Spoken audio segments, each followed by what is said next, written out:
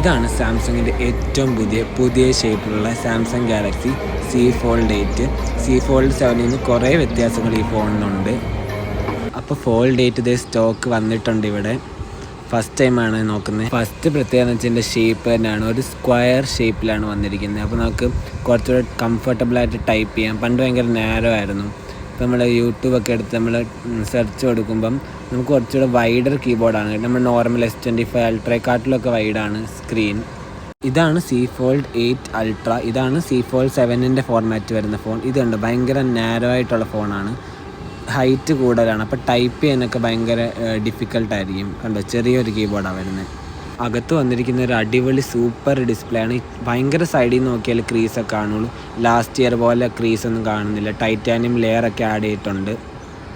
Ultra ഫോണിൻ്റെ price ഉണ്ടെങ്കിലും അത്ര ക്യാമറ ഇല്ല, ബട്ട് ആവശ്യത്തിനുള്ള സെൽഫിയൊക്കെ നിങ്ങൾക്ക് എടുക്കാം.